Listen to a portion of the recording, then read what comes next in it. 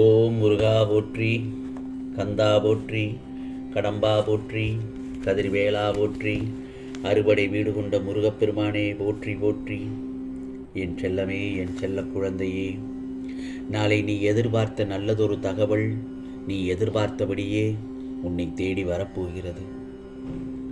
இந்த முருகப்பெருமான் சொல்வதை கேள் என் செல்லமே. உனக்கான காலம்தான் வந்து விட்டது. பிறகு ஆனந்த கண்ணீர் விடுவாய். ஓ முருகா சரணம், ஓ முருகா சரணம் என்று ஒரு 3 முறை பதிவிடு. நான் சொல்வதை கேட்பதற்கு முன் நிச்சயமாக உனக்கானதை, எதிர்பார்த்த தகவல் நல்லபடி உன் கையில் வந்து சேரும் என் செல்லமே. உறவுகள் என்றால் மனக்கசப்புகளும் சண்டைகளும் வருவது இயல்புதானே. ஆனால் அதற்காக என் வாழ்க்கையை நான் தனியாகவே வாழப்போகிறேன் என்று சொல்வது அர்த்தமற்றது.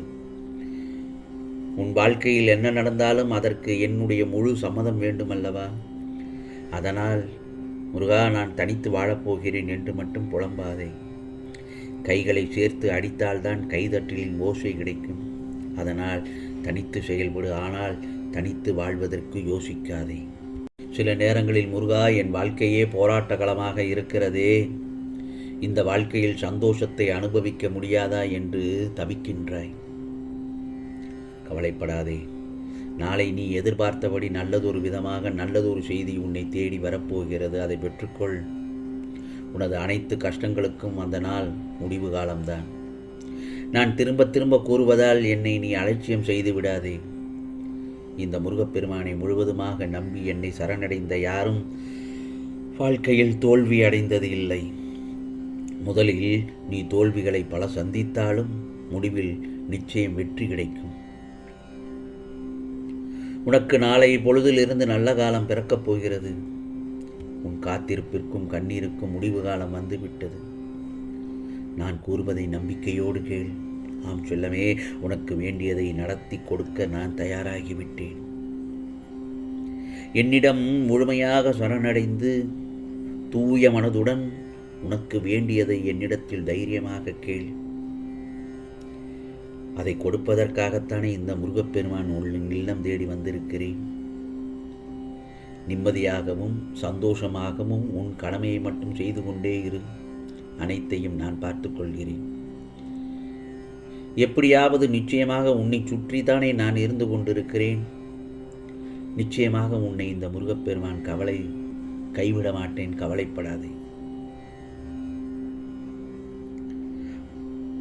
என்னிடம் முழுமையாக சரணடைந்து விட்டாய் அல்வா?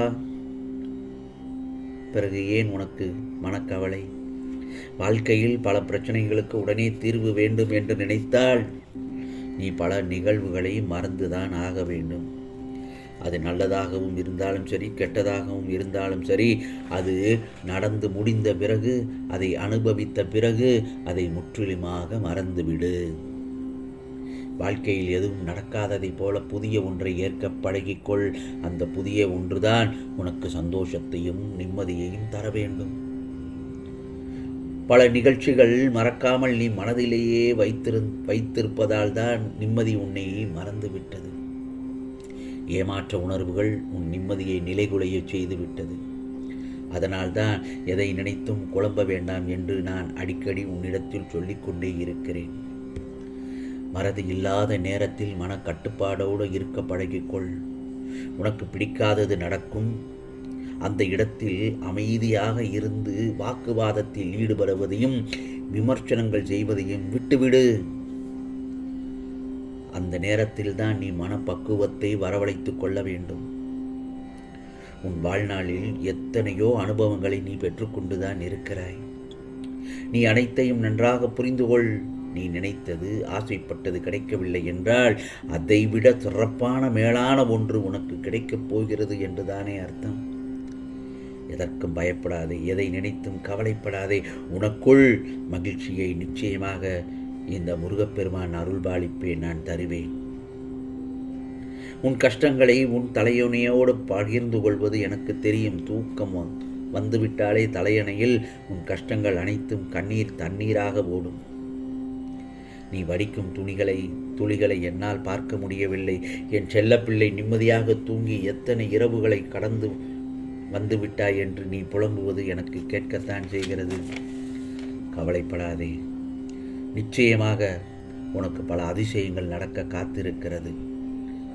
கஷ்ட காலத்திலேயே நீ அந்த கஷ்டத்தையே நீ சந்தோஷமாக கடந்து வந்து விட்டாய். உனக்கு அடுத்தது நல்லது நடக்க இருக்கும் நேரத்தில் ஏன் மனம் தளர்ந்து போய் இருக்கிறாய்? அது வேண்டவே வேண்டாம். மகிழ்ச்சியுடன் உன் வாழ்க்கையை அனுபவிக்க வேண்டிய நேரம் வந்துவிட்டது. அதற்கு நீ தயாராக இரு. உனக்கு உன் பாரத்தை மனதில் போட்டு தூக்கி சுமக்க வேண்டாம். என் பாதத்தில் வைத்து விடு, இறக்கிவிடு. உன் அன்பின் ஆழத்தையும் விசுவாசத்தையும் நான் நன்கு அறிவேன். நிச்சயமாக அனைத்திற்கும் முடிவு உண்டு. நாளைய பொழுது உனக்கான பொழுதாகத்தான் இருக்கும். இப்போதைய நிலையை நினைத்து மனம் தளராதே. என் செல்லமே, நீ நன்றாக வாழ்க்கையில் வாழப்போகிறாய். ஏனென்றால் உன்னை ஆட்டி படைத்த பிரச்சனைகளுக்கு எல்லாம் முடிவு கிடைத்து விட்டது. அமைதியாக இரு. எதிர்காலம் நல்லதாகத்தான் உனக்கு இருக்கிறது. எது நடந்தாலும் இந்த முருகப்பெருமான் உனக்கு துணையாக இருக்கிறேன் என்ற நம்பிக்கையுடன் இருக்க வேண்டும். நம்பிக்கையோடு வாழ வேண்டும். சில இடங்களில் நீ வாழ வேண்டுமே என்று நினைக்காமல் வாழ வேண்டும் என்று முடிவு செய். இதோ நீ அனுபவித்து வரும் துயரங்களிலிருந்தும் கஷ்டமான சூழ்நிலைகளிலிருந்தும் இப்பொழுது விடுபடப் போகிறாய். மாற்றங்கள் நடக்கத்தான் போகிறது. இனி வரும் காலங்களில் உன்னை பாராட்டி பெருமைப்படுத்துவார்கள்.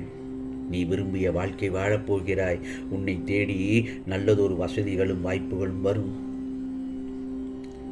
இதைத்தான் உனக்கு உனது எதிர்காலத்தில் இப்படித்தான் இருக்கும் என்று நிர்ணயித்து விட்டேன். நீ எப்படி வாழ வேண்டும் என்பதை எழுதி கொண்டு உள்ளேன். அதைப்படிதான் நடக்கும். உன்னை அனைத்திலும் சிறந்து விளங்கும்படி செய்வேன். இந்த முருகப்பெருமான் நான் உன்னோடு இருப்பதை நீ உணர்ந்து கொள்ளும் நேரம் வந்துவிட்டது. முருகா முருகா என்று என்னை நினைக்கும் என் செல்ல பிள்ளைக்கு நிச்சயமாக எல்லாவற்றையும் நல்லபடியாகத்தான் நடத்தி காட்டுவேன். எப்படிப்பட்ட சூழ்நிலையிலும் தள்ளப்பட்டாலும் வருத்தப்படக்கூடாது. எந்த சூழ்நிலையிலும் உனக்காக நான் முன் வந்து நின்று உன்னை பாதுகாப்பேன். நீ கேட்டது கிடைக்கும், நினைத்தது எல்லாம் நடக்கும் நிச்சயமாக. இதோ என் செல்ல குழந்தைக்கு செய்ய வேண்டியதற்கான காலம் வந்துவிட்டது. அதனால் என் செல்லமே, இன்று இரவு எந்தவித கவலையும் இல்லாமல் நிம்மதியாக தூங்கு. தூங்குவதற்கு முன்னால் ஓம் முருகா போற்றி, ஓம் முருகா சரணம் என்று என் நாமத்தை சொல்லிக்கொண்டே தூங்கு என் செல்லமே. நிச்சயமாக உன் பிரச்சனையை தீர்க்கப் போகிறேன். அதற்கான வேலைகள் நடக்கச் செய்ய தொடங்கிவிட்டே. நாளைய விடியல் நல்லதாக இருக்கும். இந்த முருகப்பெருமானுக்கு நன்றி சொல்ல என் ஆலயத்திற்கு நீ ஓடோடி வருவாய். ஆனந்த கண்ணீர் விடுவாய் என் செல்லமே. உனக்கானதெல்லாம் நிச்சயமாக நல்லது நடக்கும். நல்லது மட்டுமே நடக்கும். அதுவும் நன்மையாகவே நடக்கும். ஓம் சரவண பவ, ஓம் சரவண பவ, ஓம் சரவண பவ.